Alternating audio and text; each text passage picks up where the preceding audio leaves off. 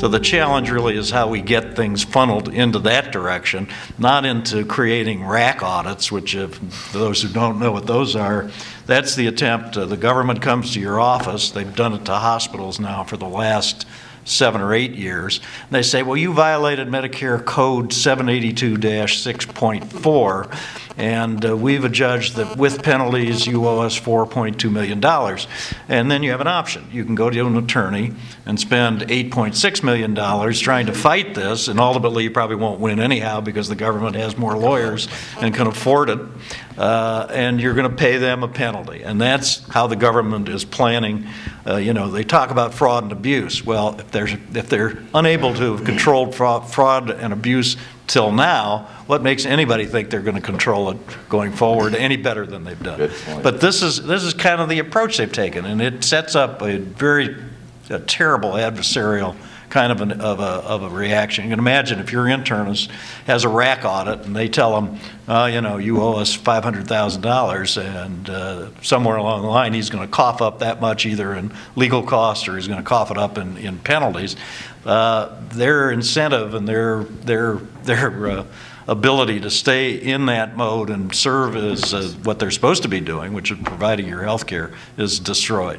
So it's really sets a terrible example, and that is not a way to solve our health care problems. There are ways to do it, to get everybody incentivized so that they personally save money or they personally don't have access to care in a positive way. I'm just going to ask one. Let me do a real quick thing on incentivization and just real world model. Again, we're numbers people. I practice medicine called evidence-based medicine. I see evidence of outcome data and I apply that to treating prostate cancer.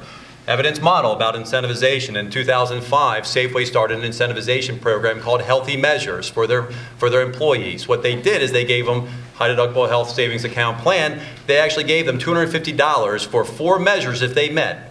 Obesity, losing weight, got to get body mass index down, cholesterol level, blood pressure management, and I can't remember the 4th is off the top of my head. But they actually gave people money into their health savings account when they actually followed through and lost weight, got healthier. And they found that by doing that, they've had a 40% decrease in their health care costs since 2005. So Dr. Davidson's correct. Picking out the proper incentivization works, real world data, which we could start applying towards fixing the healthcare issue that we're dealing with. The positive side they found out of that in Safeway, their employees were healthier, so they had a 9% decrease in their workplace absenteeism, which means Safeway became a more profitable business because they had healthier employees. Isn't that great? Isn't that wonderful how we should actually use these models and maybe apply them towards correcting the issues that we're dealing with instead of ignoring them, and instead building upon the structural problem that we currently have with our healthcare system and expanding a current healthcare system that's not working?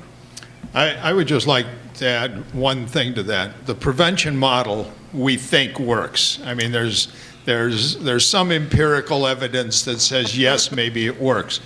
But if the system is going to work, the policing function doesn't have to be with the IRS or the government. It's got to be with every individual. That's right. You and me. And we have to police it. We have to make sure that the services we're being provided are being provided and that the billing is actually correct. And my question is, how do we move that policing function to the individuals? Because as long as we're working on borrowed money, we're borrowing money from our employers, we're borrowing money from the government in order to provide health care for ourselves, we've got to get to the individual. Here's where we start. The current tax code, which I hate as much as you, allows an employer to deduct health insurance payments for its employees. If you go out and buy your own, you can't deduct your health insurance payments. You start by making it deductible no matter who pays for it. If you do that, instead of insurance companies trying to sell programs to employers, insurance companies will develop products for individuals and individual families. That's step one to getting people to realize it's their money. And that's where it begins. I actually would just like to tell a little story that I think will crystallize things. And, anybody who knows me knows I'm no fan of the VA. I love veterans. My father's a veteran. I would do anything for a veteran. But the VA is not the model we should follow. And when I was right now I'm in private practice. I've been out 10 years. I'm pretty highly trained. I'm at the top of my game. I, do 10 or as many as 18 surgeries in a day, and all done by me, supervised by me. I follow up with all my patients personally.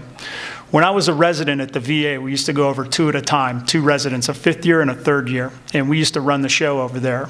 And basically, we would go out to the clinics, and we would find veterans that needed surgery, and we took them to the VA operating room that was not incentivized to work. And so we used to joke, we'd do the morning case and the afternoon case, because the bureaucracy was good at slowing things down. So my buddy and I, being industrious, budding orthopedic surgeons, took a look at the situation, and we went in and we said, you know what? All we have to do is change a few things, and we can start cranking out more cases and get more of these guys taken care of. So my buddy and I would go up to the holding, we'd wheel the patients down, we'd put them on the table, we'd yank the anesthesiologist in, we'd get them to sleep, we'd do the surgery, we'd wheel them over to recovery, we'd come back and mop the floor and turn over the room, and then we'd run upstairs and we'd go grab the next patient and we'd bring it down. Well, a couple of weeks went by of that, and we were actually cranking out more cases and taking care of more people, and we felt like we were really making a difference. And then we got a message from the CEO of the hospital, or he's not the CEO, but he was the, whatever you call it, the man running the hospital. He calls us in for a little sit down. And my buddy and I were expecting to get the proverbial pat on the back. Been there, huh? And, we were walking up, we waited outside his office, and, it's kind of nice to get a little pat on the back, a little shout out for all the great work we've been doing. He pulled us into his office, and he gave us a crazy lecture on ERISA, which I still couldn't give back to you.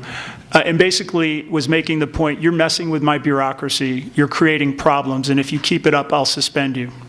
So the rest of our 2-month rotation there, my buddy and I would go to the call room and we'd watch Rudy. That was what was on VA TV that month. So we just laid in the call room, we watched Rudy. We didn't really do much when we were there. At the end of the rotation, the head of the hospital sent us to Joe Stonecrab's down in Florida as a reward for being such valuable Veterans Administration employees. And my buddy and I used to joke, we were the perfect VA employees. We showed up late, we left early, and we didn't do anything when we were there. I'm telling you, the government-run healthcare is not the way to go. I sure wish I had some of those stone crabs, sir. They are good. It's funny, he brings the phone out on the platter, too, and hello, and he's like, how you guys enjoying those stone crabs? I thank you all. We've come to the end of our time. We've come to the end of our Men's Health and Wellness Center Expo. And I want to thank Dr. Hill, Dr. Barber, Dr. Davidson, and especially our special guest, Mr. Herman King. I don't have a white jacket. I'll give you Mr. Herman King. Just go down to